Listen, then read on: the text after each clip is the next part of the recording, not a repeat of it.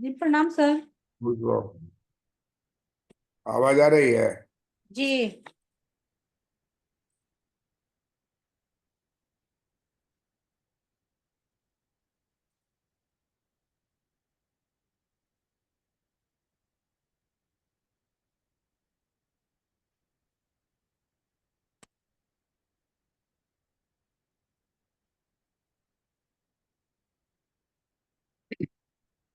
Consumer surplus पढ़ाएंगे अभी।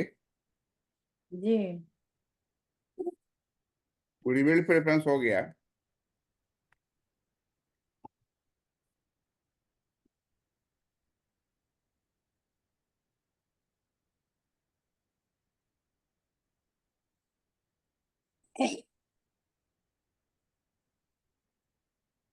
Consumer surplus जो है, मार्शल और हिक्स दोनों है इसमें।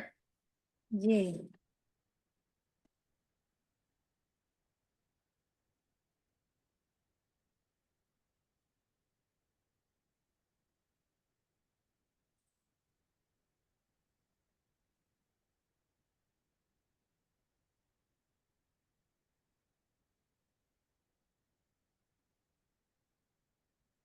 भोग उपभोक्ता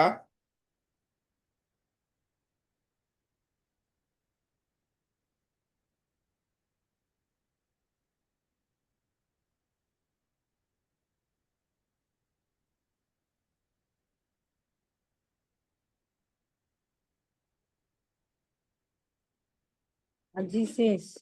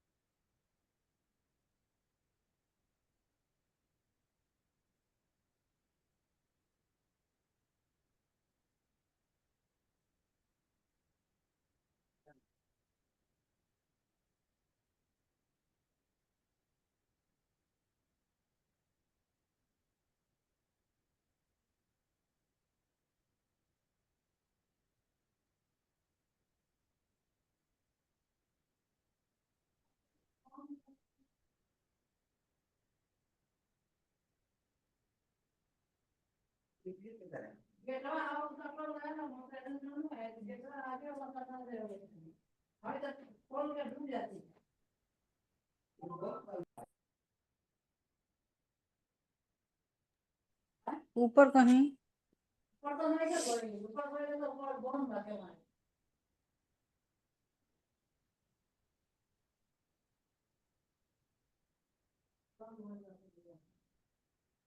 आगे वाला सटा, आगे वाला वो सटा जरूरी है। आगे का वेट कौन सी कोसा आगे से मैं थोड़ा बताऊं। वो अपन जे है सब कॉलम के चल रही है सटा भाई तो का आगे वाला चीज आगे वाला आयरन गेट सटा दो। वो फिर देख खोले के पड़िया मना आई। म्यूट करो ना, म्यूट करो। गेट को सटा दो। म्यूट करो।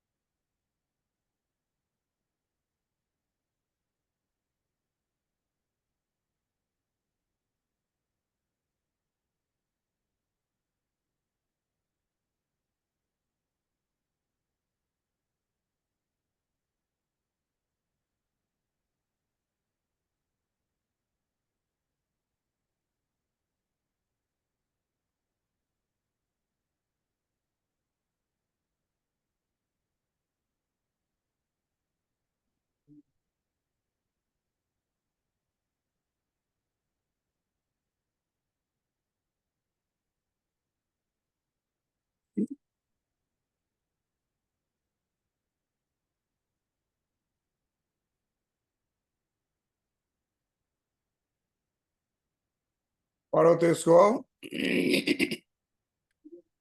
अल्फ्रेड मार्शल ने अपनी पुस्तक प्रिंसिपल ऑफ इकोनॉमिक्स, जो 1870 में प्रकाशित हुई, में उपभोक्ता अधिशेष की धारणा को स्थापित किया है। मार्शल के अनुसार किसी वस्तु को खरीदने के लिए क्या मूल्य देना चाहता है उपभोक्ता, और वास्तव में उपभोक्ता क्या मूल्य देता है, इन दोनों मूल्यों के अंतर को उपभोक्ता अधिशेष कहा जाएगा। मार्शल ने पोस्टकार्ड, स्लाई, अखबार जैसे वस्तुओं पर सर फिर आधा नहीं समझ। वस्तुओं पर लागू होता है, वस्तुओं पर उपभोक्ता अधिशेष क्या लागू होता है?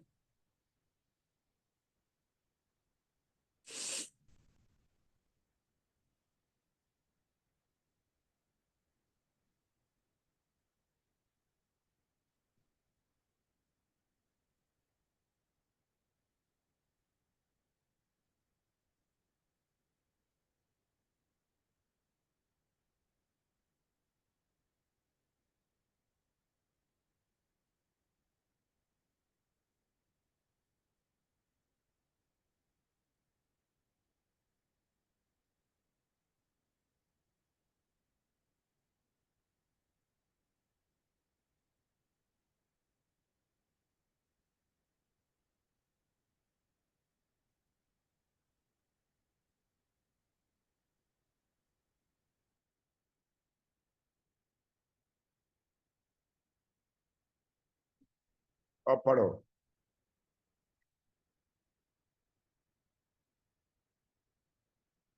अब लास्ट लाइन पढ़ो।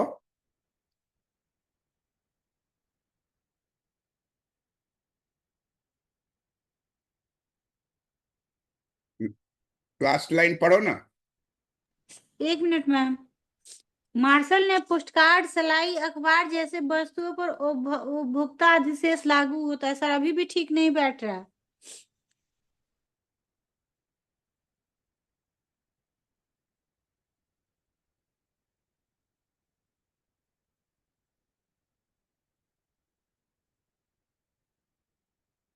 मार्शल ने उपभोक्ता मार्शल ने पोस्टकार्ड, सलाई, अखबार जैसे वस्तुओं पर उपभोक्ता अधिशेष सिद्धांत को लागू किया है।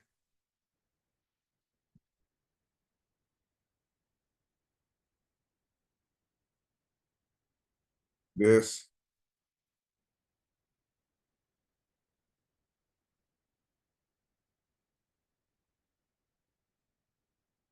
सिद्धांत को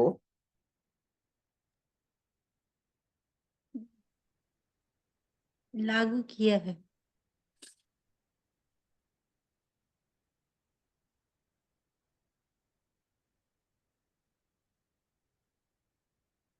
अब पढ़ो। मार्शल ने पोस्टकार्ड, स्लाई, अखबार जैसी वस्तु पर उपभोक्ता अधिशेष सिद्धांत को लागू किया है। अब ठीक है सर। अच्छा, अब इसमें ही कहते हैं कि पहली बात है कि उपभोक्ता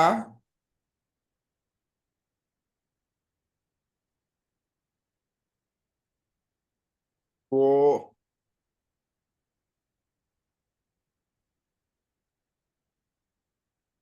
वस्तु का मूल्य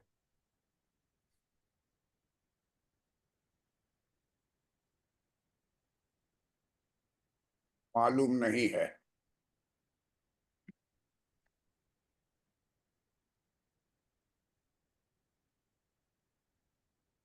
और आज के जमाने में लागू नहीं होगा। आजकल तो प्राइस लिस्ट जी तुमको अब इसमें देता है गूगल में। किसी जी चीज का कोई प्राइस खोजिए तो आपको तुरंत बता देगा। जी कि जी उस जी। समय 1890 का बात है, मालूम नहीं है। और वह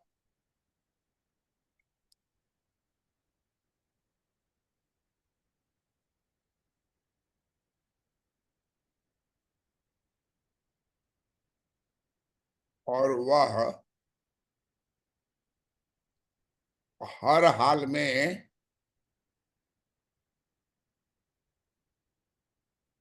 वस्तु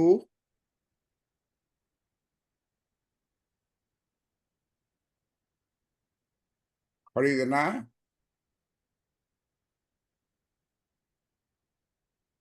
चाहता है और मन में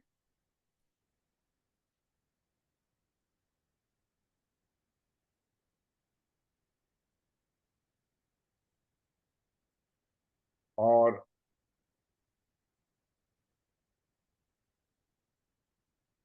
मन ही मन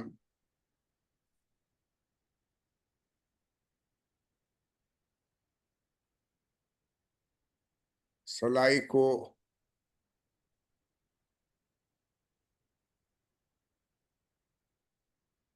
10 रुपया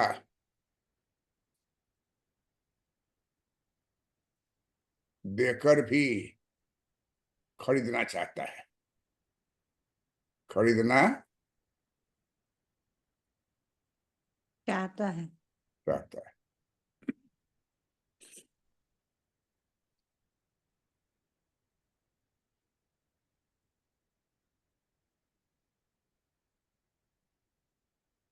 बाजार में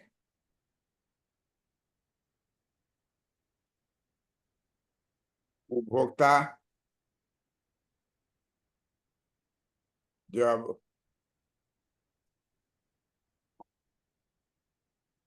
पहुंचता है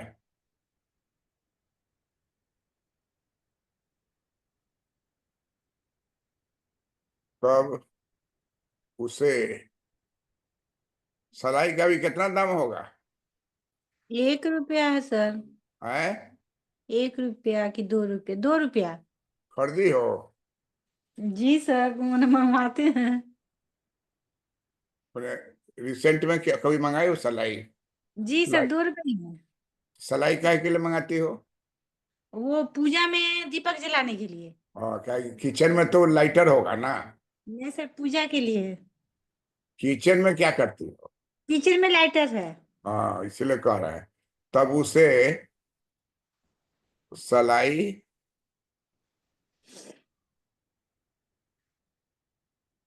की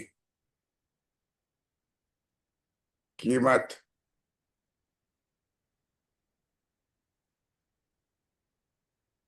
1 रुपया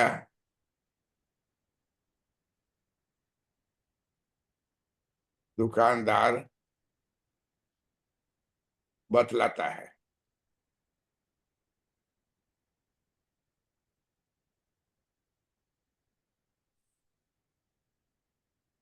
तो अब इसका मतलब क्या हो गया कि जो वो देना चाहता था। मूल्य 10 रुपया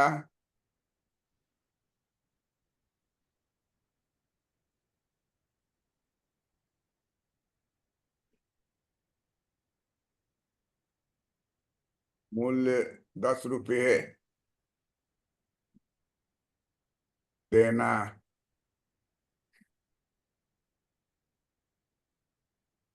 चाहता है ना? जी। क्रेता मूल्य 10 रुपये देना चाहता है। अब बाजार में पहुंचा 1 रुपया। तो क्रेता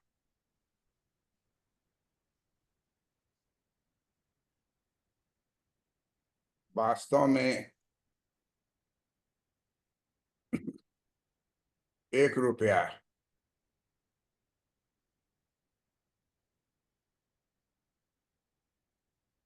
वस्तु के लिए माचिस के लिए सर।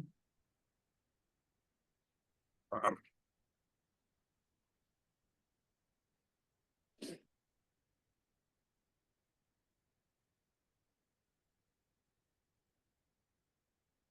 सलाई नहीं बोलते हो क्या? हाँ सर, सलाई भी बोल सकते हैं। तो क्रेता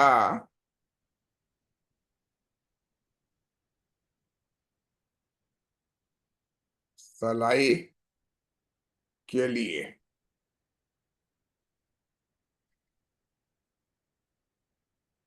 सलाई के लिए 10 रुपया देना चाहता है।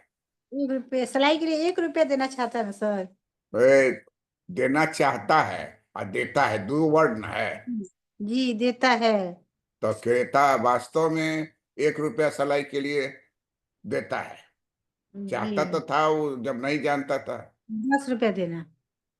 तो सोच रहा है कि 10 रुपया देंगे। सिनेमा हॉल में टिकट लोग लेने जाता है ना, तो जी सोचता है कि ब्लैक में भी देगा तो खरीद लेंगे, क्योंकि पूरा हाँ, परिवार स्कूल से, बच्चा को छुट्टी है, वाइफ है, भाई है, सबको लेके मान लीजिए कार में पहुंचा सिनेमा हॉल में, और टिकट जो है एकदम फुल। अब आप ब्लैक से टिकट बेच रहा है, तो उसके पास ऑप्शन क्या है कि फिर वो सबको लेके वापस घर लौट जाए।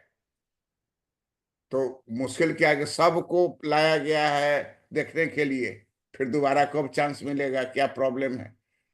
तब तब वो आदमी सोचता है कि ब्लैक से ले ले टिकट। तो वहां पर देखिएगा घूमते रहता है, सिनेमा में दिखाता है कि 6 को 8, 6 को 8 या 6 का 12 इसे बोलते हुए हीरोइन घूम रही है, और उसके बाद वो टिकट बेच दी। यहाँ भी वास्तव में सचमुच में इस तरह से टिकट बेचता था, और लाइन में इतनी भीड़ रहेगी कि आप ले नहीं पाइएगा। समय तो फिक्स है उसका, कितना देर में बिक जाना है। यहाँ जी बाहर जो है वो पहले से सेटिंग किया रहता है, टिकट बेच रहा है। तो ये एक उदाहरण बताए, लेकिन यहाँ क्या है कि वो सोच के जा रहा है कि 10 रुपया देंगे, पहुंचा वहां तो उसको 1 रुपया में मिल गया। माने तुम सोच के चली कि हम पूरा परिवार के साथ सिनेमा देख लेंगे, आप जो रेट है वही देंगे। अब ब्लैक से होगा तो ब्लैक से भी लेके देखेंगे, लेकिन लौटेंगे नहीं देखे। वहां पहुंचे देखे कि पुलिस एसपी सब वहां खड़ा है कि भाई कोई आदमी ब्लैक नहीं करेगा, एकदम खाली है, जाइए टिकट लीजिए देख लीजिए। 1964 में या हाँ उसी समय में आसपास आया था संगम सिनेमा। राज कपूर उसमें था और वैजयंती माला। अजंती माला। तो गांधी मैदान में पूरा जो है ना, सैकड़ों आदमी का भीड़ जो लाइन चला ना, तो उसी के सामने में सिनेमा हॉल था, तो लाइन लगवा दिया वहीं गांधी मैदान में। रोड रोड को छोड़ते हुए कुछ लोग खड़ा है, और वहीं से एक एक करके खसक रहा है। उतना आदमी कहाँ से रोड पर आता, तो वही लाइन लगा दिया। अब सब जान रहा है कौन आगे है कौन पीछे है। रात भर टिकट, एडवांस की टिकट कटाने के लिए।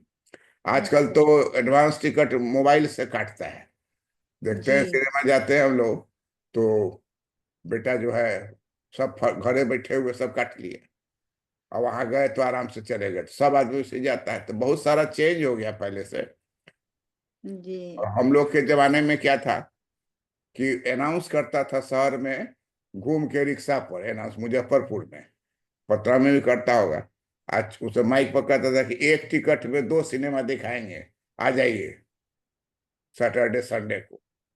और स्टूडेंट का कंसेशन होगा, स्टूडेंट को 25 रुपया या 25 पैसा या 8 आना या 1 रुपया को छूट देता था। स्टूडेंट कंसेशन, ये वो नियम था उस समय कि टिकट जो होगा स्टूडेंट के लिए जो होगा उसमें कंसेशन होगा।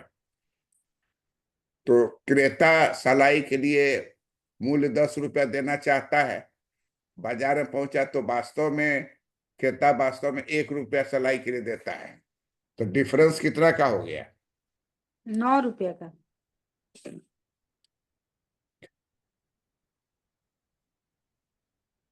9 रुपये। यही 9 रुपया को कहा कि ये कंज्यूमर सरप्लस है। कंज्यूमर तो कह रहा था कि दे देंगे, जी लेकिन कंज्यूमर को देना नहीं पड़ा।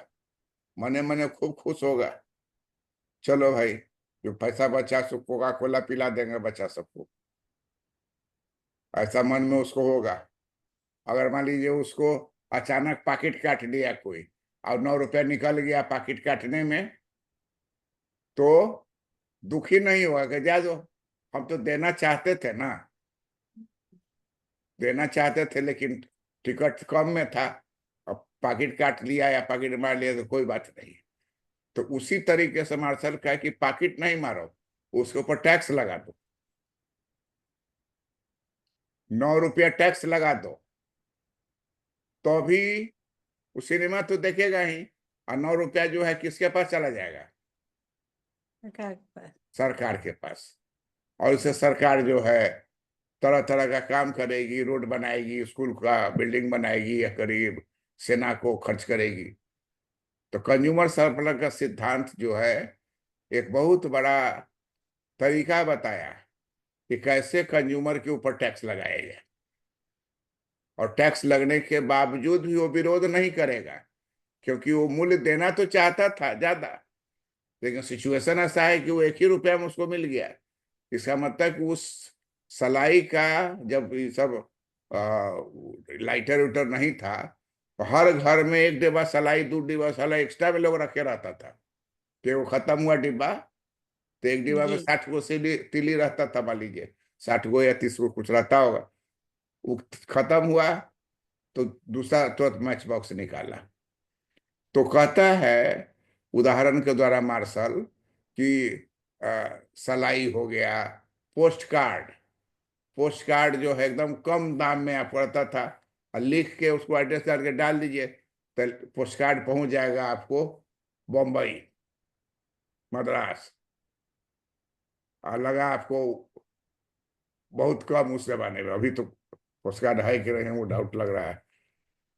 लोग ऐसे ही भेज देता है, मोबाइले से खबर भेज दिया। अब बहुत परिवर्तन हो गया। तो पोस्ट कार्ड इसका काम ज्यादा हो गया, है। ऑनलाइन काम ज्यादा हो गया, मैनुअल हाँ, कर। तो अब तो कंज्यूमर सरप्लस वर्ड का हिंदी हो गया उपभोक्ता, अधिशेष। उपभोक्ता अधिशेष। बहुत किताब में पहले गलती उपभोक्ता की बचत लिखता था, गलत लाइन था। यूपीएससी के सिलेबस में जब आया है अधिशेष, तब सब जगह वो अधिशेष, उपभोक्ता अधिशेष। सर और तो अधिशेष ही क्यों यूज किया जाता है? उसको बचत भी तो कहा ही जा सकता है। बचत नहीं ना होगा ना, बचत नहीं, क्यों? पैसा तो उसी के पास है ना। अच्छा, किस तरह का पैसा हुआ? वो मान लीजिए एज्यूम किया था, वो बचा। जो आप किसी को दे देना चाह रहे थे एक्स वस्तु हम्म, खरीदने के लिए, जी। बहुत ऐसा परिवार में हम गए हैं, तो खूब सुंदर उसको दामाद है, तो बहुत के क्या है, ये इंजीनियर है, सब है। आप पूछे तो कहा कि कोई तिलक नहीं, कुछ नहीं, जो मैंने आप देना है ऐसा रुपया नहीं मांगा। कहा कि हमको मैंने घरेलू लड़की, अच्छी लड़की चाहिए। और उसके वो लड़का वाले के फादर से हमको परिचय था, तो उससे बात की तो कहा कि हम तो सिंपली एक दिन ऐसे ही चले गए। जैसे वो रहने वाले हैं मान लीजिए नरकटियागंज के, लड़की रह रहा है पटना में, तो डायरेक्ट हुआ पटना में चले आए उसके घर में। मिडिल क्लास फैमिली था, कैसा घर था, उसी में आके बैठ के बातचीत किए, और उसी के व्यवहार से मन मोह लिया वो, और कहा कि हम ही शादी करें, और शादी हो भी गई। तो पहले ऐसा सोच था, अब तो है कि शादी जो है प्रॉब्लम नहीं है, क्योंकि बोथ लड़का लड़की जो चाहेगा तब शादी होगी। बड़ा बड़ा परिवार में धनवान है लेकिन मैरिज नहीं हुआ। सिनेमा हॉल में देखिए ना, सिनेमा में जो बड़ा बड़ा हीरोइन है या उसकी बच्ची है, बच्चा है, किसी का शादी वो पहले वाला तरीका नहीं कि गए हजाम जाके खोज के लाया। हम लोग की दादी की शादी सब हुई थी तो क्या वो कहानी कहती थी कि चेहरा नहीं देखता था, लड़की का चेहरा आके कोई नहीं देखता था, हजाम या पंडित कोई वही जाके कहता था कि एक लड़की उस परिवार की बहुत अच्छी है, अब बात मिलवाता था, शादी फाइनल होता था। अब तो दूसरा है, अभी गए एक आदमी के यहाँ, तब क्या चीज का कार्ड है, तो कहा कि प्री वेडिंग सेरेमनी। हम कहे ये क्या है, तो कहा कि शादी के पहले जो है एक फंक्शन हम लोग का होगा। हम कहे तिलक तो ना, तिलक नहीं, प्री वेडिंग से।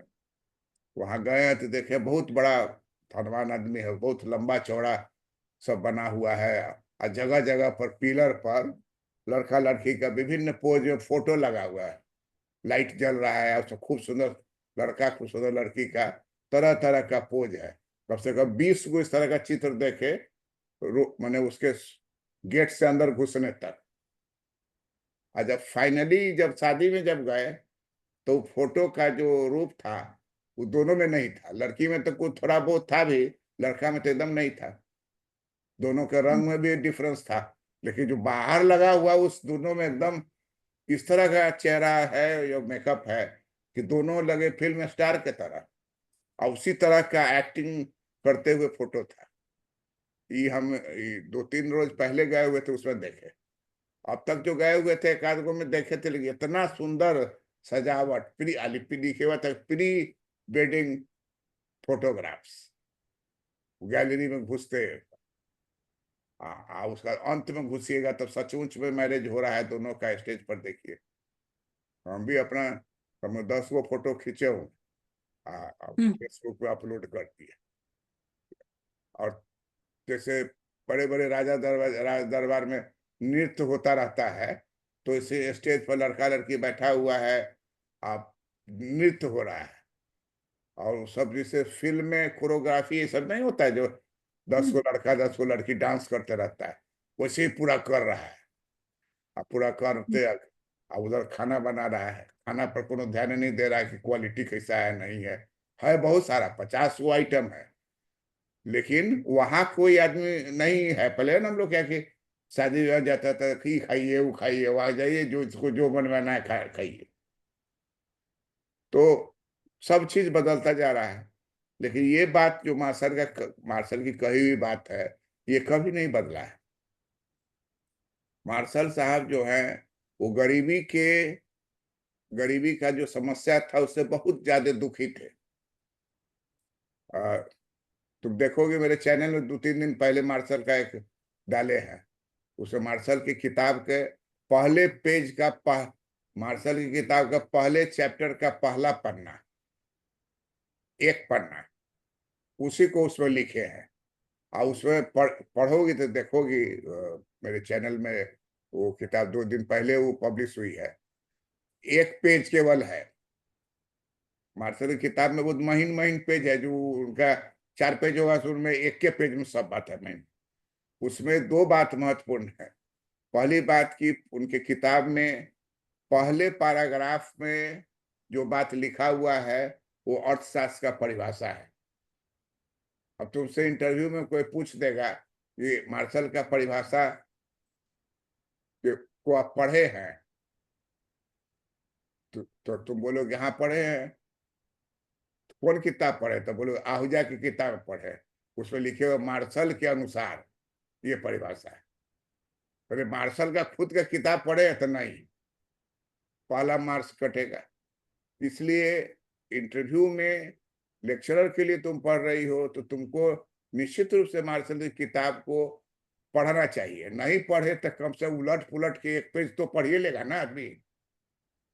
इंग्लिश में भी है, हिंदी में भी है। तो अब हम मन में सोचे हैं कि सब ओरिजिनल किताब हम पढ़ते रहे हैं, कैसे उससे लड़के को फायदा हो। तो एक पेज मार्शल का किताब जो है वो एक पेज को हम अपलोड किए और उससे बताए कि मार्शल की किताब के पहला पैराग्राफ जो है उसी में अर्थशास्त्र का परिभाषा है, पहला ही लाइन है। पॉलिटिकल इकोनॉमी और economics is the study of Mankind in the ordinary business of life. पहले पैराग्राफ का पहला सेंटेंस है जो कि परिभाषा हो गया। मार्शल की किताब में तो नहीं लिखा होगा अर्थशास्त्र का परिभाषा मार्शल अनुसार ये है, तो ये नहीं है, तो किताबें लिख रहे हैं। तो उसको अपलोड किए तो उसको लिखते हैं गरीबी के बारे में, क्या है गरीबी और कैसे गरीबी के कारण जो है वो डिस्ट्रक्शन हो रहा है गरीबों का, जो कम आय वाले का और गरीब का जो डिस्ट्रक्शन हो रहा है उसका मुख्य कारण वही पॉवर्टी है। इसलिए पॉवर्टी को दूर करना बहुत जरूरी है। उनके किताब का पहला उसमें कहा है कि धन भी जरूरी है, लेकिन धन से भी ज्यादा महत्वपूर्ण है इस पॉवर्टी को कम करना, कल्याण। इसलिए उनको कहा जाता है मार्शल वेलफेयर इकोनॉमिस्ट है। क्यों कहता है वेलफेयर इकोनॉमिस्ट है? क्योंकि प्रिंसिपल ऑफ इकोनॉमिक्स के पहले पेज का पहला पैराग्राफ अर्थशास्त्र का परिभाषा है, दूसरा पैराग्राफ गरीबी के बारे में बताया गया है। कहा कि अर्थशास्त्र धन का विज्ञान है, तो कह गए एडम स्मिथ, लेकिन वो एक हिस्सा है।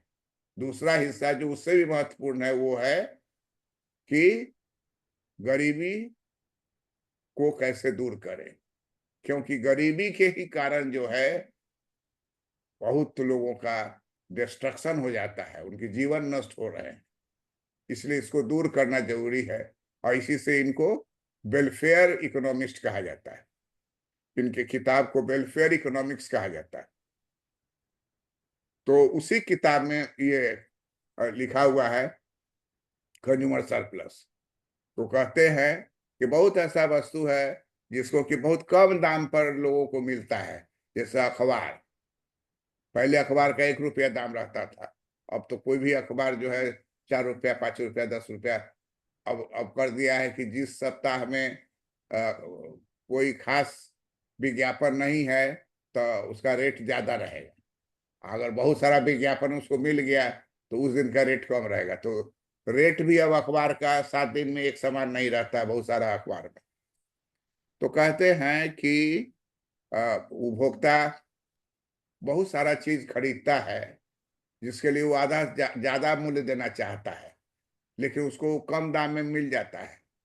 तो अगर उस पैसे को सरकार उसके टैक्स लगा के वसूल ले तो उस पैसे से कल्याणकारी योजनाओं को चलाया जा सकता है। बांग्लादेश का जो युद्ध हुआ था तो करोड़ों बांग्लादेशी सब जो है वो हम लोग के यहाँ घुस गया था युद्ध के समय में। लगभग रह गया 2-3-4 साल, 3 साल। बहुत तो सब गांव में भी भूख मांगना शुरू किया था, सरकार उस पर रोक लगाई और सरकार जो है उसको पैसा दी। उस युद्ध में सरकार, भारत सरकार इन्वॉल्व हुई जब पाकिस्तान युद्ध किए हुआ था।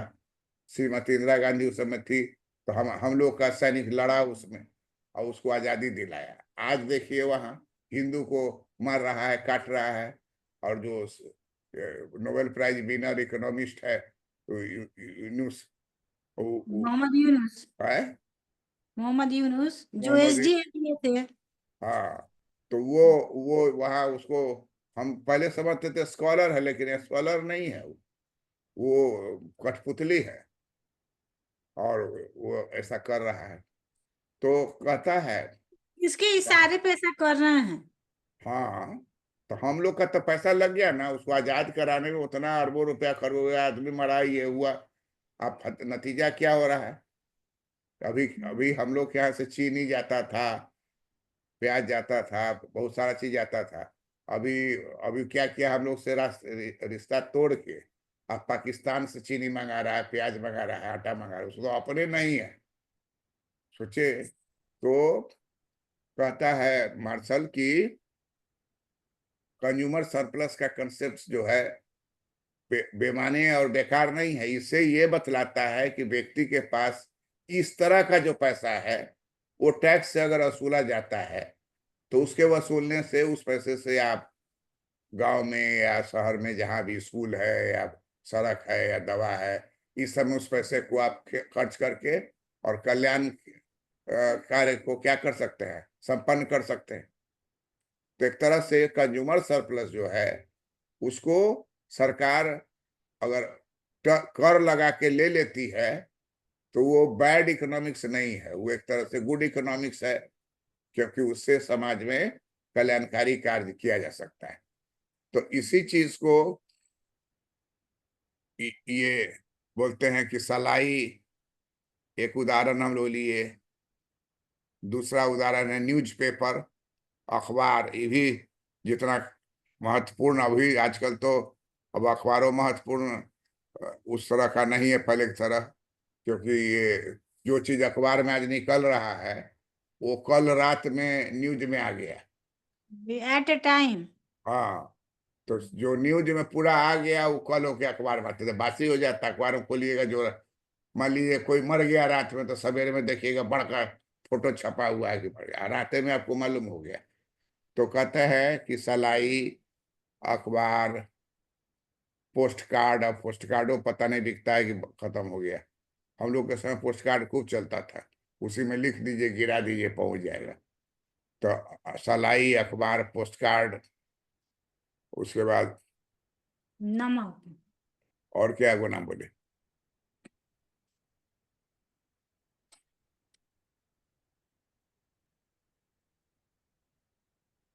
सलाई, अखबार, पोस्ट कार्ड। सर नमक होगा। हाँ, नमक भी रख सकती है, उसका भी तो दाम कम ही रहता है। जी।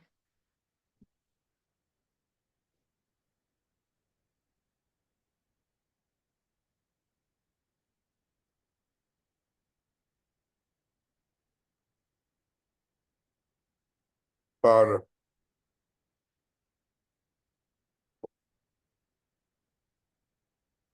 उपभोक्ता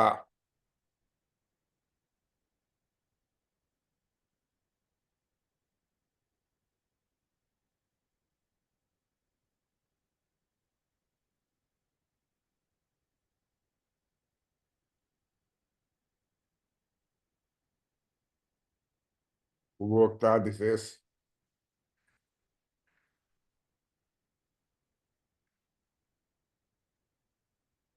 सिद्धांत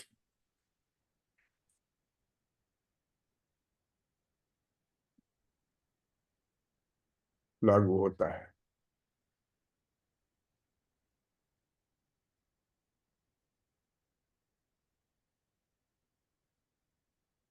लिख ली इस पेज को पढ़ो तो जरा। सर एक बात और। हम्म। सर मतलब क्यों सलाई अखबार पोस्ट कार्ड को ही उदाहरण लिया गया, इसका रीजन? क्योंकि इसका यूटिलिटी बहुत है, नेसेसरी नेसेसरी आइटम है, जी। प्राइस कम रहता है, जी। इसलिए कंज्यूमर उससे ज्यादा देने के लिए भी तैयार रहता है। जी, क्योंकि बहुत आवश्यक है, इसीलिए सर इसको लिया गया ना। हाँ, आवश्यक वस्तु समझ। आवश्यक वस्तु है प्लस कम दाम पर है। जी। सलाई का दाम या अखबार का दाम है, पोस्ट कार्ड का दाम है, नमक का दाम इस 70 बरस में उस हिसाब से नहीं बढ़ा है जैसा कि अन्य वस्तुओं पर बढ़ा है। तो सर इसमें मेडिसिन नहीं आएगा ना? मेडिसिन मेडिसिन तो डिफरेंट रेट का डिफरेंट मेडिसिन है। कोई कोई जी। हम एक आदमी को देखे कि ब्लड टेस्ट करवा रहा है दिल्ली में, कौन हॉस्पिटल है बड़का, अपोलो हॉस्पिटल में। आप जी। देखे कि बहुत मोटा मोटा बंडल रुपया का लिए हुआ है। हम भी खड़ा थे, वो ब्लड टेस्ट कुछ कराने के लिए कहा था तो पैसा दे दिए। हाँ, उतना रुपया वो दिया तो हम निकला बाहर तो पूछे कि आप क्या चीज के लिए इतना रुपया दिए हैं। तो बोला कि खून का एक खास टेस्ट है जिससे पता चलेगा कि कैंसर का कीड़ा है कि नहीं है।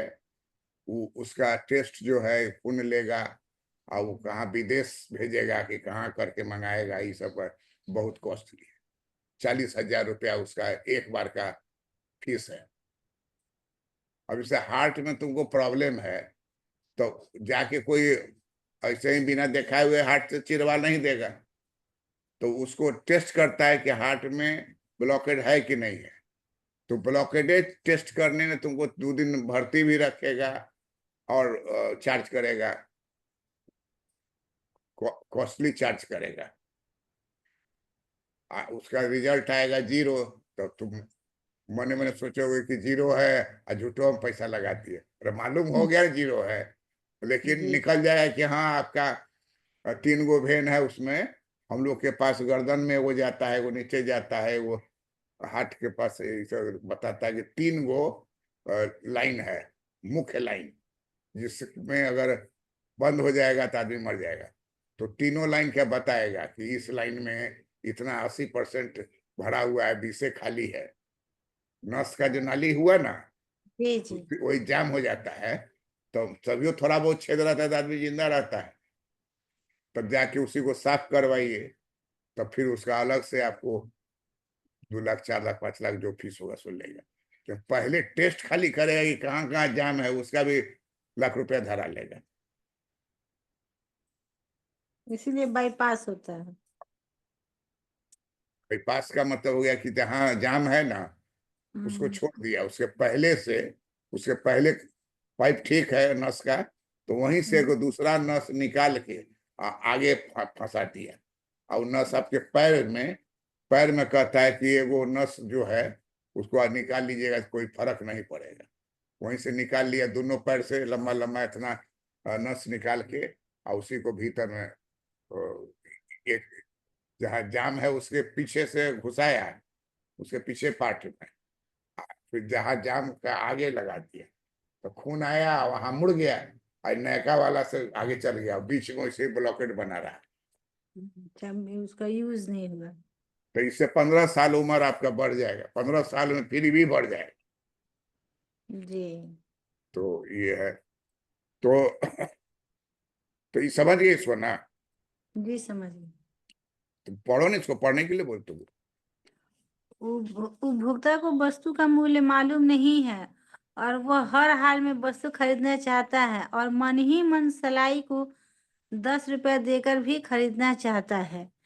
दूसरा है कि बाजार में उपभोक्ता जब पहुंचता है तब उसे सलाई की कीमत 1 रुपया दुकानदार बतलाता है। तीसरा है कि क्रेता सलाई के लिए मूल्य 10 रुपये देना चाहता है और क्रेता वास्तव में 1 रुपया सलाई के लिए देता है। तो जो 10 रुपया माइनस 1 रुपया जो एक्स्ट्रा बच गया उसी को कंज्यूमर सरप्लस कहते हैं। सलाई, अखबार, पोस्ट कार्ड, नमक जैसे वस्तु पर उपभोक्ता अधिशेष सिद्धांत लागू होता है। अब देखिए, ये चित्र जो है मार्शल ने दिया है, कहा है कि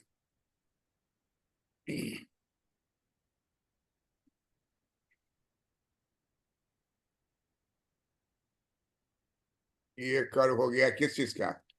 मार्जिनल यूटिलिटी के। ठीक है। जी। अब मान लीजिए कि तुम एम वस्तु खरीदना चाहती हो और इधर जो है प्राइस है, तो तुमको प्राइस का निर्धारण क्या होता है? रूल क्या है? रूल ऑफ प्राइस क्या है? कि प्राइस बराबर होगा मार्जिनल यूटिलिटी।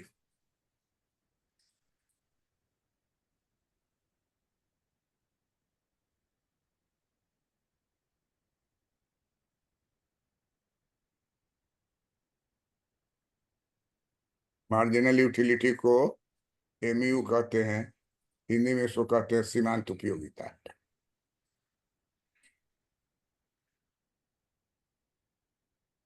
सीमांत उपयोगिता।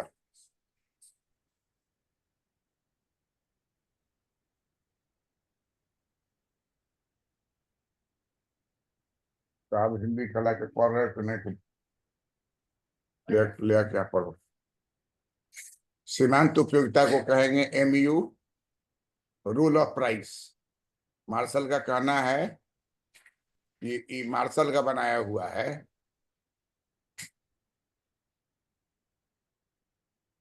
मार्शल के अनुसार दूसरा एक बात क्या होता है कि अगर ये मार्जिनल यूटिलिटी की रेखा है ना ये, जी। तो अगर इसको बंद कर देंगे यहाँ पर, ओ एम पर एक क्लोज कर देंगे, तो ये पूरा घर कहलाएगा कुल उपयोगिता। पूरा पूरा घर क्या कहलाएगा? Total utility. हाँ, कुल उपयोगिता। जी। एम ई क्या कहलाएगा? Marginal utility. एक एक वाला ही वाला है, ये कहलाएगा मार्जिनल यूटिलिटी। अब भीतर वाला पूरा एरिया क्या कहलाएगा? कुल टोटल यूटिलिटी। अब देख लो, इतना इतना हो गया। ये पूरा पूरा घर को क्या कहेंगे? ओ टोटल। एम ई ए। ओ एम ई ए बराबर हो गया कुल उपयोगिता।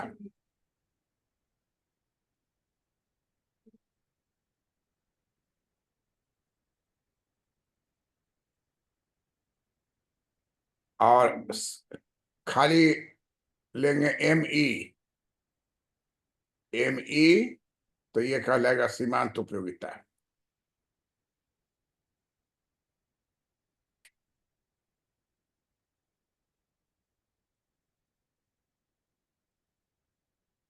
और मार्शल रूल क्या बनाते हैं?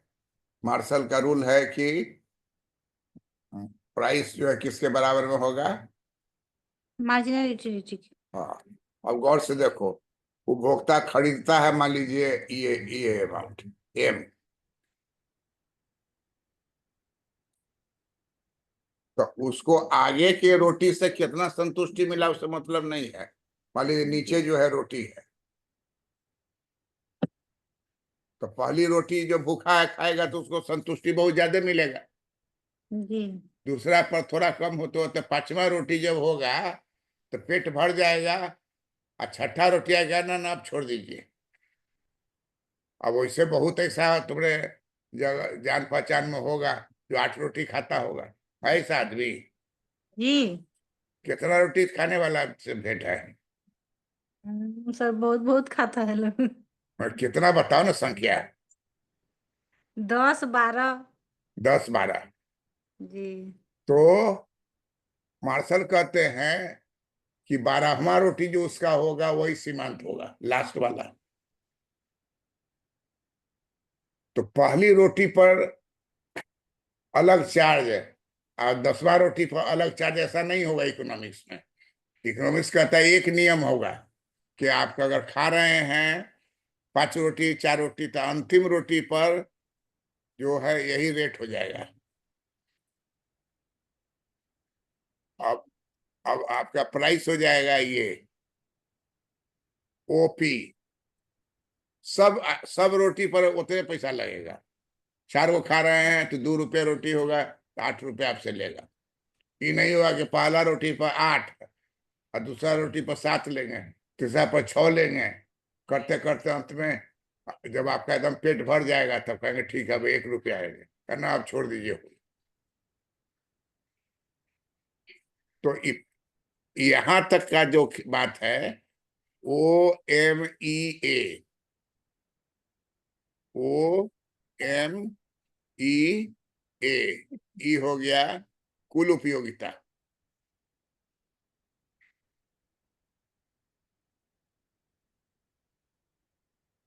कुल उपयोगिता मिल रहा है कितना में? OM रोटी पर, OM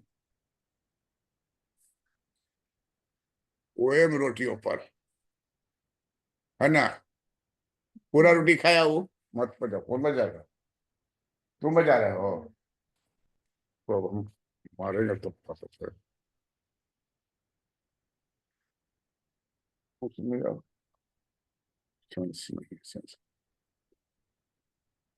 OMEA कुल उपयोगिता है, तो OM रोटी पर कुल उपयोगिता है, तो OM रोटी पर ये ME जो है,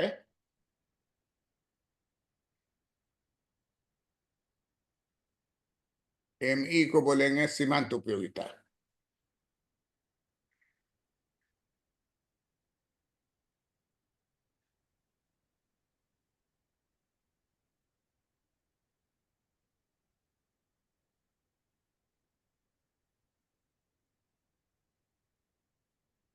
और प्राइस किसके बराबर होगा?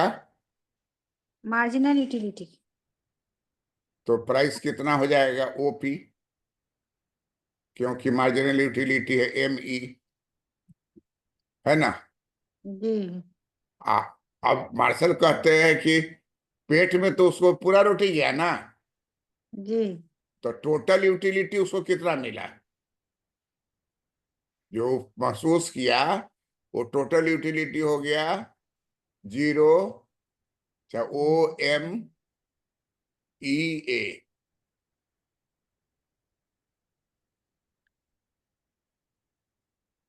OMEA,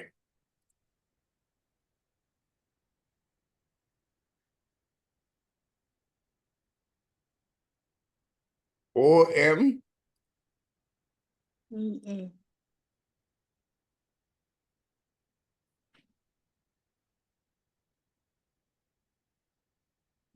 OMEA। क्लियर है बात? जी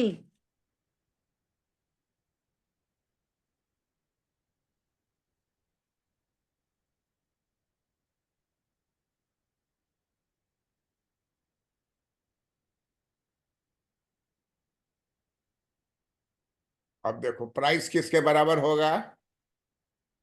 मार्जिनल यूटिलिटी के मतलब कि मार्जिनल एमई के बराबर, है। एमई के बराबर होगा प्राइस।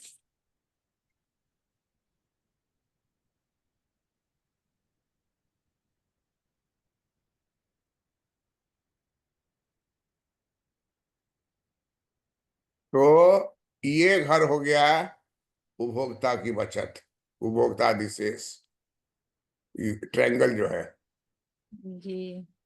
उपभोक्ता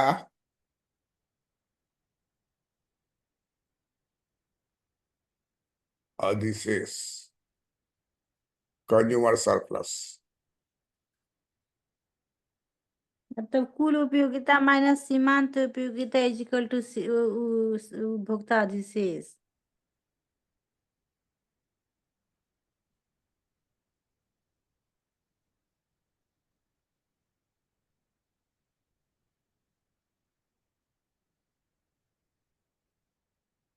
यही घर क्या हो गया?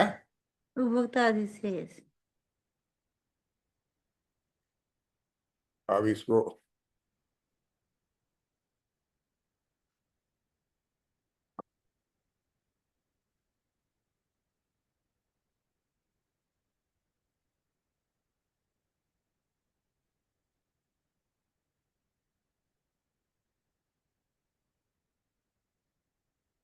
ये घर हो गया कुल मूल्य देता है,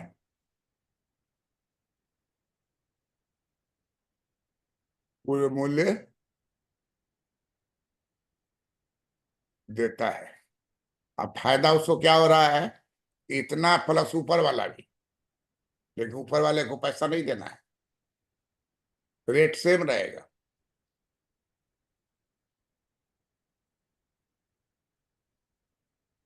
हमने यहाँ एक स्टूडेंट पढ़ रही थी, तो एक दिन हमको कही कि सर हम चाहते हैं कि हमारी एक सहेली है, उसको भी आप एडमिशन ले लीजिए, पढ़ा दीजिए। हमारे घर से थोड़ा सा आगे है पत्थर की मस्जिद, वहीं पर उस लड़की का डेरा था। हमें ठीक है ले आना। तो वो आके पढ़ने लगी, तो एक दिन हमसे पूछी वो कि कैसी पढ़ने में है। तो हमने कहा, पढ़ने में तो बहुत तेज है। सो वो हमको तो लग रहा है कि वो टॉप नहीं कर जाए कहीं।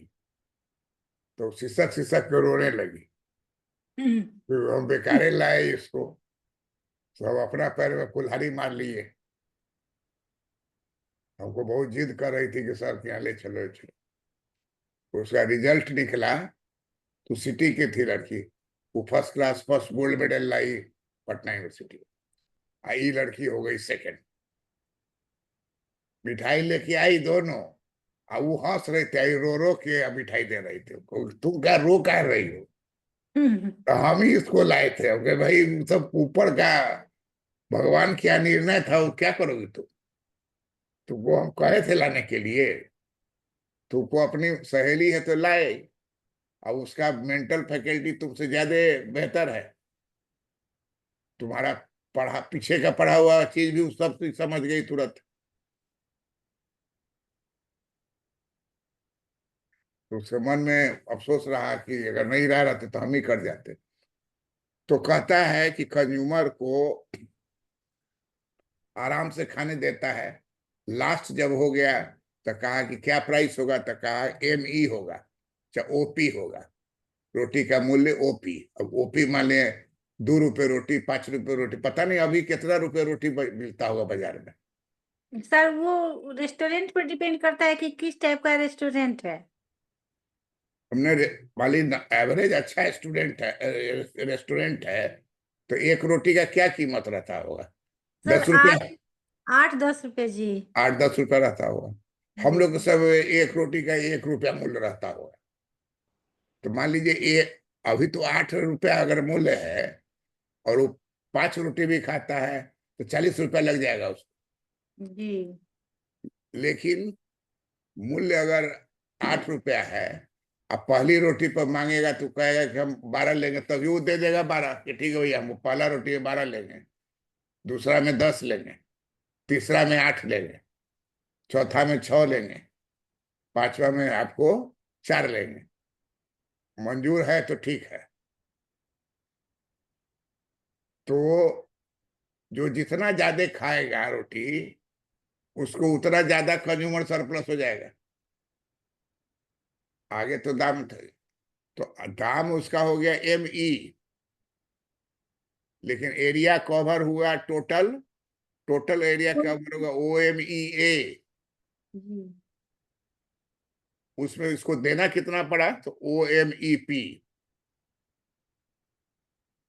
जी हरिद्वार गए हुए थे तो वो दोस्त भी साथे गया था, वो खूब बुलंद था, एक्सरसाइज खूब करता था। उसके साथे हम भी गए एक्सरसाइज करने, तो एक आदमी वो कहा कि क्या पढ़े हुए ये सब में रहिएगा, जाइए पढ़िए, IPS बनिए या कोई ऑफिसर बनिए, ये एक्सरसाइज करके क्या कीजिएगा। तो बहुत डिस्करेज किया, लेकिन वो करता रहा वो। तो नतीजा क्या हुआ कि वो फिजिकल ट्रेनिंग भी पढ़ा, उसमें भी ग्रेजुएशन पोस्ट ग्रेजुएशन किया और स्कूल में टीचर हो गया। लेकिन उस जमाने में हम लोग स्टूडेंट थे तो साथे हरिद्वार गए हुए थे, तो हरिद्वार में एक होटल है, तो उसमें लिखे हुआ था कि जितना खाइए फीस मैंने उसका रेट सेम रहेगा। हम दोनों घुसे तो हम तो घुस गए, उसको रोक दिया, कहा कि तुमको जो हम रोटी गिन के पैसा देंगे। हम्म तो बोला कि वो जो गए हैं, क्या कि वो उनका चेहरा मेरा से लग रहा है कि वो 4-5 से ज्यादा नहीं खाएंगे, लेकिन तुम 10 से नहीं तो 30 रोटी खाने वाला आदमी हो। वो देखा पूरा, तो वो कहा कि नहीं नहीं सब हम भी उतना ही खाएंगे, कहा कि नहीं, बाहर रोके हुआ था। अंत में वो गछ लिया कि हम भी 6 को खाएंगे, तब रेट सेम रखा। कहा कि आपका जो देह दशा है उसमें तो आप 30-40 रोटी से कम नहीं खाते होइएगा। तो कहने का मतलब कि वो सेम रेट जो है नहीं लगाया। यहाँ क्या है कि सारे रोटी का रेट सेम है एक व्यक्ति के लिए, लेकिन उस व्यक्ति से पूछिएगा कि आपको पहली रोटी का कैसा टेस्ट लगा। तो भूखा आदमी को पहली रोटी जो मिलेगा तो बहुत अच्छा, नहीं प्यास के समय में एक गिलास पानी मिलता है तो एकदम लगता है कि खूब शरबत है वो पानी है, लेकिन आप प्यासे हैं तो आपको बहुत सेटिस्फैक्शन देता है। तो कंज्यूमर जो है वो रोटी खाता है, टोटल यूटिलिटी उसका जो होगा एरिया का इंटीग्रेशन। ये देखो इंटीग्रेशन का साइन ऐसे होता है, तो integration of marginal utility area बराबर हो जाएगा टोटल यूटिलिटी। इंटरव्यू में अगर पूछेगा कि आपको मार्जिनल यूटिलिटी दिया हुआ है तो उसे टोटल यूटिलिटी कैसे निकालिएगा, तो तुमको बोलना है इंटीग्रेशन बनाए कैलकुलस का।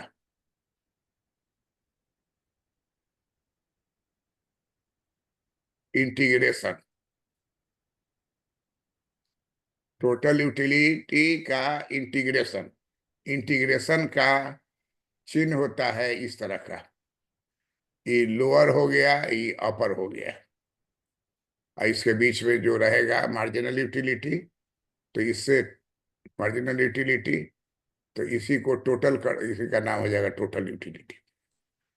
तो टोटल यूटिलिटी हो गया OMEA और मार्जिनल यूटिलिटी हो गया ME, है ना। जी तो कंज्यूमर सरप्लस कितना हो जाएगा, ये APE। कंज्यूमर सरप्लस बराबर हो जाएगा OMEA माइनस OMEP। OMEA क्या है, टोटल यूटिलिटी है। OMEP क्या है, मूल्य गुने, मूल्य गुने मार्जिनल यूटिलिटी। मार्जिनल यूटिलिटी तो M ही है ना, ME। जी तो एरिया निकालने के लिए क्या करेंगे, दाम से उसको गुना करेंगे, तो ME को गुना करेंगे OP से, है ना। टोटल यूटिलिटी माइनस मूल्य गुने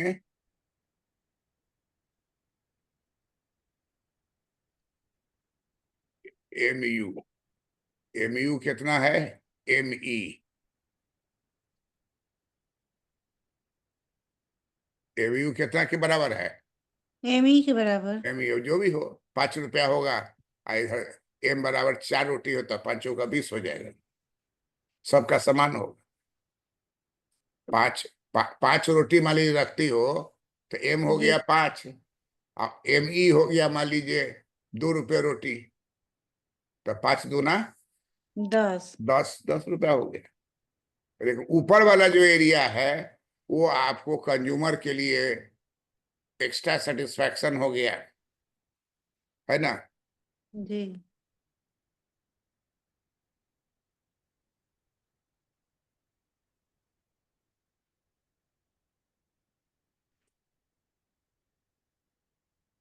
मार्शल द्वारा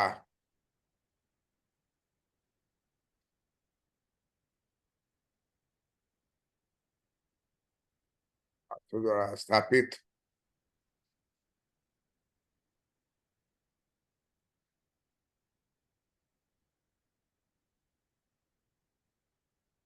उपभोक्ता अधिशेष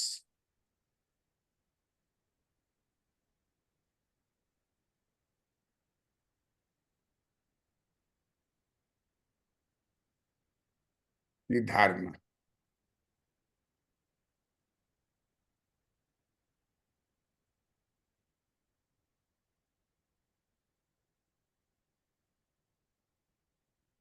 क्लियर है? जी। अब मार्जिनल यूटिलिटी का इंटीग्रेशन करेंगे तो क्या हो जाएगा?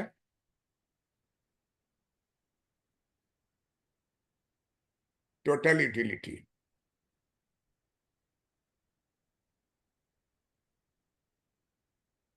अब इसकी मान्यता क्या है?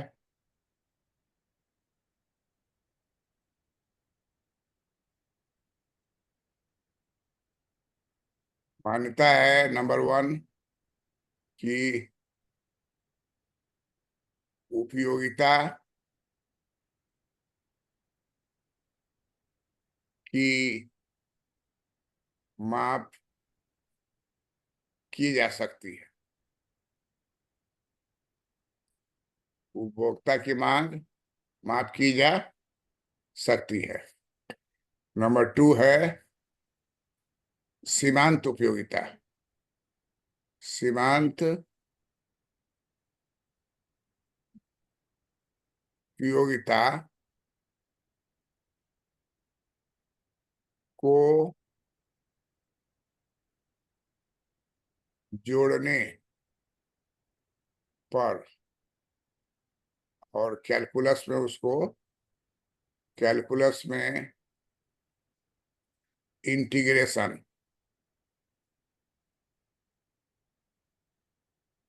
इंटीग्रेशन मेथड से कुल उपयोगिता कुल उपयोगिता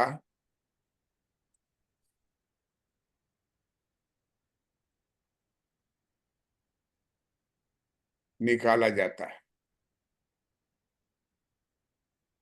है ना। जैसे utility is a function of x हुआ तो du/dx इसको कहा जाएगा मार्जिनल यूटिलिटी।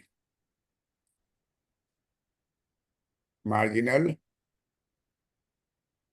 यूटिलिटी मतलब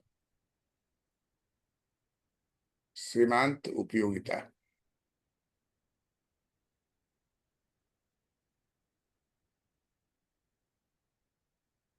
और अगर हम इंटीग्रेशन कर दें किसका? du/dx का, यहाँ 0 है या a है,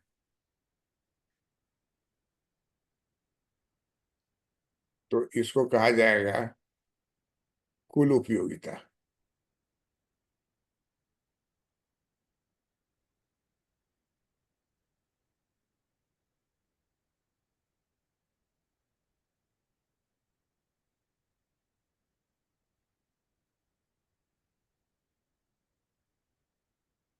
सीमांत उपयोगिता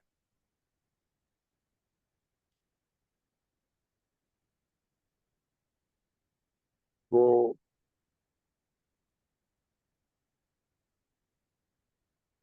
कैलकुलस के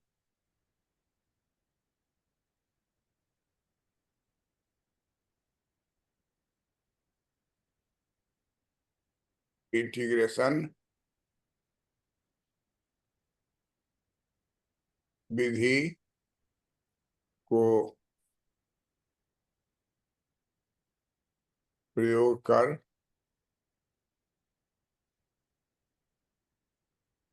कुल उपयोगिता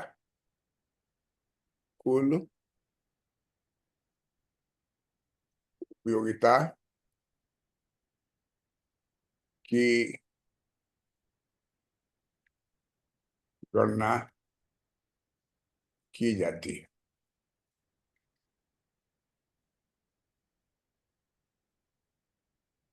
तीसरी बात कि उपभोक्ता मानसिक रूप से नॉर्मल हो और खाते चला जाएगा, उठवे ना करेगा, बेहोश हो जाएगा तब। शराबी को क्या होता है, शराब पीते पीते जब बेहोश हो जाएगा तब भी छोड़ेगा। तो मानसिक रूप से म- स्वस्थ हो। मानसिक रूप से स्वस्थ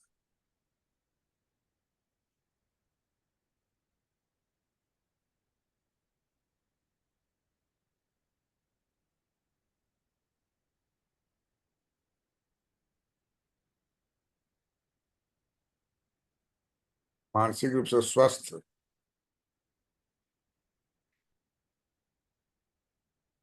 उपभोक्ता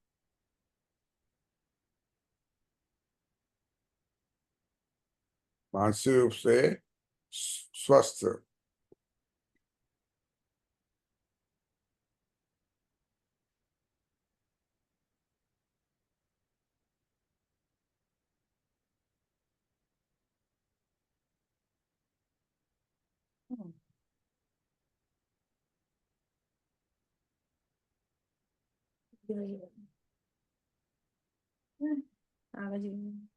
दूसरा हो गया।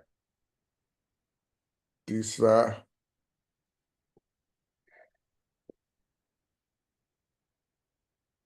उपभोक्ता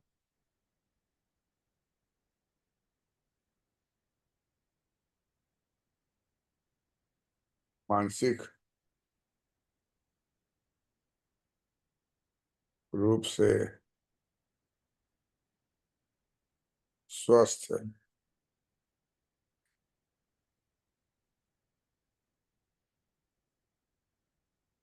होना जरूरी है। लिख ली? जी।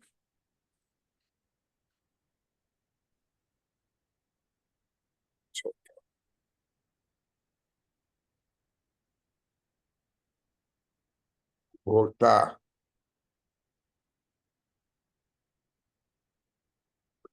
की वस्तु का आकार एवं गुणवत्ता गुणवत्ता एक समान होना चाहिए।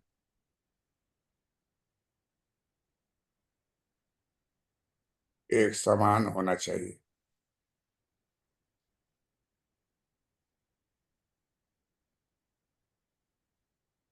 और आटा का जो लोइया होगा वो एगो में इतना लोइया है, उसी को फैला दीजिए, और एगो इतना लोइया सब मोटा बनाइए, तो रोटी का क्वालिटी अलग हो जाएगा। जी। जो जिस तरह का भी रोटी हो एक साइज का होना चाहिए।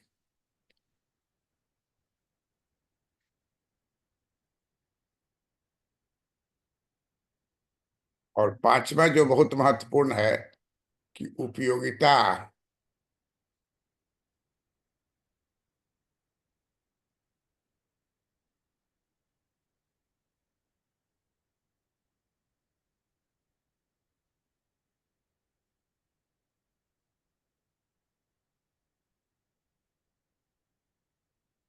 उपयोगिता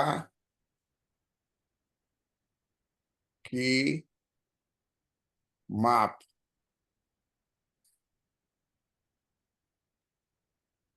की जा सकती है। तो एक के नंबर पर लिखाया है। लिखाया है ना, जी।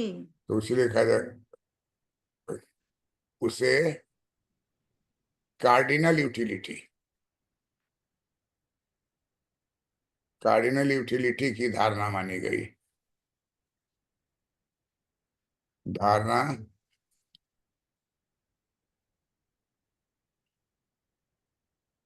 मानी गई है।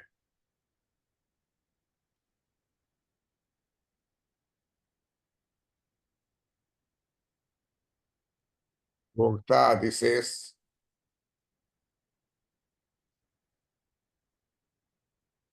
बराबर हो जाएगा टोटल यूटिलिटी। तो यहाँ 0 से a लेंगे और fx dx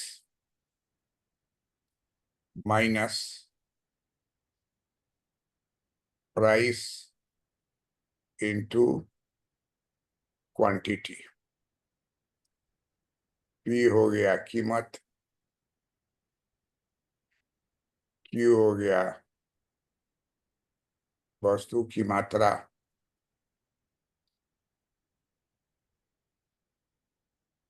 ये इंटीग्रेशन हो गया fx dx, ये हो गया कुल उपयोगिता। कुल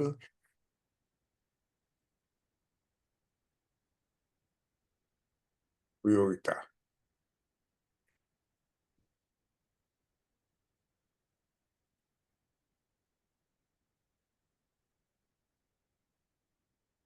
मार्शल ने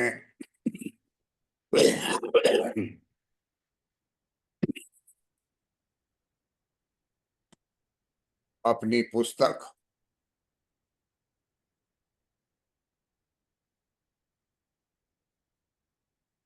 के अंत में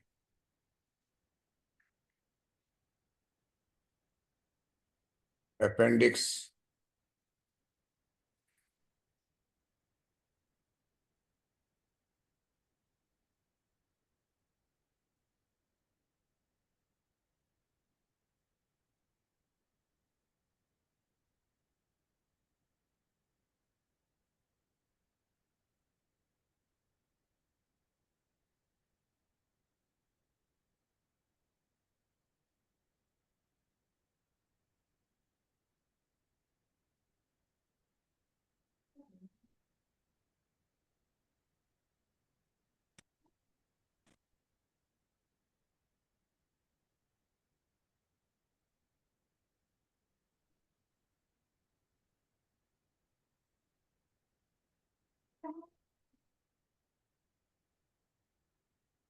अंत में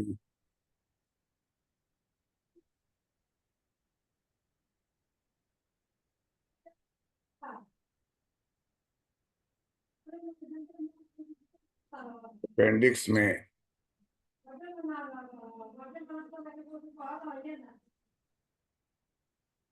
ऊपर के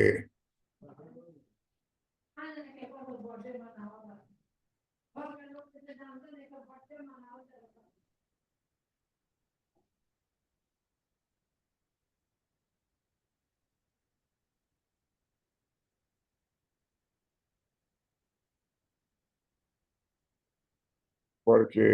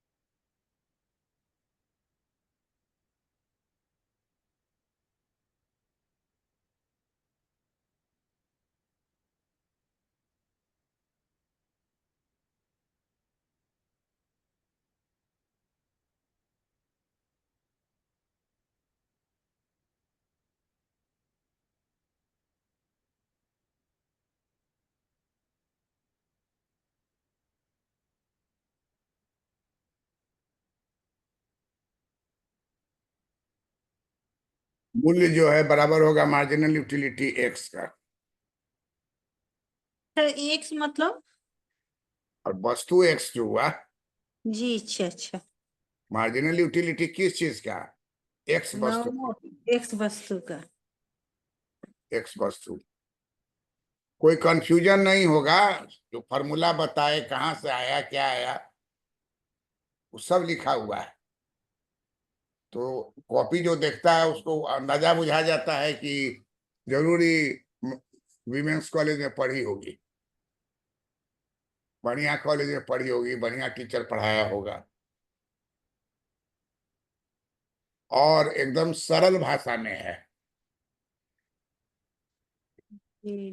बार बार उस बात को, पहला टर्म को दाहिने साइड में लिखे हुए कुल उपयोगिता, पहला टर्म जो इंटीग्रेशन वाला है उसको यहाँ पर दिए हैं ना, यहाँ बताए हैं, यहाँ पर यहाँ बताए हुए हैं कि कुल उपयोगिता को ऐसे लिखा जाएगा। मूल्य हो गया, क्यू हो गया। अब मूल्य ही बराबर होता है किसका? मार्जिनल यूटिलिटी का। तो मूल्य एक तरह से किसको रिप्रेजेंट कर रहा है? मार्जिनल यूटिलिटी का। हाँ,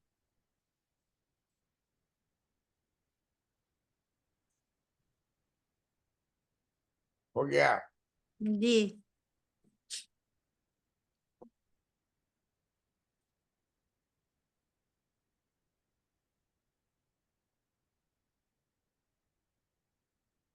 चलो, तुम तो एकदम प्रोफेसर ही लग रही हो। कल हाँ, प्रोफेसर लग रही है। हाँ, स्पष्ट पढ़ती भी हो, जी। स्पष्ट पढ़ती हो और उसी को एक्सप्रेस करती हो। ठीक है, ठीक है, प्रणाम सर। खुश हो।